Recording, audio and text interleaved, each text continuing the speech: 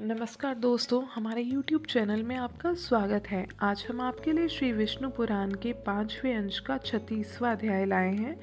यहाँ हम द्विविधवत के बारे में बात करेंगे। तो चलिए भगवान विष्णु का नाम लेकर शुरू करते हैं इस अध्याय को। श्री पराशर जी कहते हैं कि हे मैत्रेय, बलशाली बलराम जी का ऐसा ही पराक्रम था। अब उन्होंने जो और एक कर्म किया था वह भी सुनो। द्विपित नामक एक महावीरशाली वानर श्रेष्ठ देव विरोधी दैत्यराज नरकासुर का मित्र था। भगवान कृष्ण ने देवराज इंद्र की प्रेरणा से नरकासुर का वध किया था, इसलिए वीर वानर द्विविद ने देवताओं से बैर ठाना। उसने निश्चय किया कि मैं मरते लोक का क्षय कर दूंगा और इस प्रकार यज्ञ याग आदि का उच्छेद करके संपूर्ण देवताओं से इसका बदला चुका लूंगा। तब से वह अज्ञान मोहित होकर यज्ञों को विध्वंस करने लगा और साधु मर्यादा को मिटाने लगा तथा देहधारी जीवों को नष्ट करने लगा।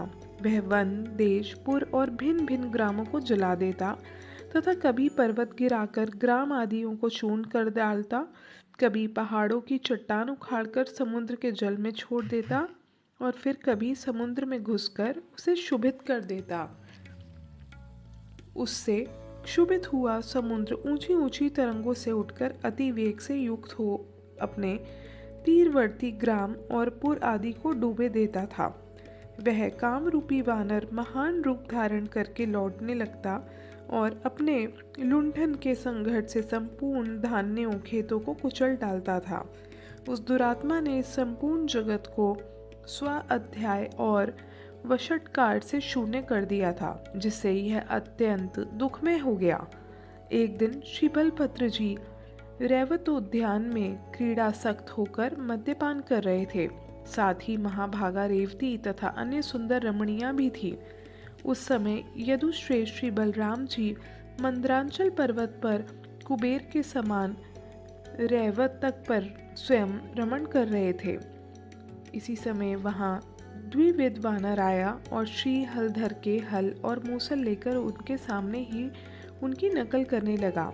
वह दुरात्मा वानर उन स्त्रियों की ओर देख देख कर हंसने लगा और उसने मदिरा से भरे हुए घड़े फोड़कर फेंक दिए।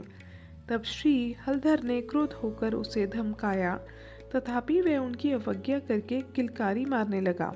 इसके बाद श्री बलराम जी ने मुस्कुराकर क्रोध से अपना मूसल उठा लिया तथा उस वानर ने भी एक भारी चट्टान ले ली और उसे बलराम जी के ऊपर फेंक दिया, किंतु यदुवीर बलभद्र जी ने मूसल से उसके हजारों टुकड़े कर दिए, जिससे वह पृथ्वी पर गिर पड़ा।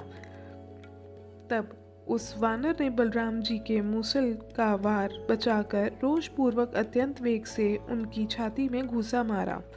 बलभद्र जी ने भी क्रोध होकर द्विविद के सिर में घूसा मारा, जिससे वह रुधिर वमन करता हुआ निर्जीव होकर पृथ्वी पर गिर पड़ा।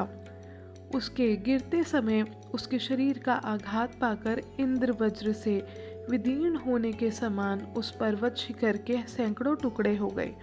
उस समय देवता लोग बलराम जी के ऊपर फूल बरसाने लगे और वहां आकर आपने ये बहुत अच्छा किया ऐसा कहकर उनकी प्रशंसा करने लगे।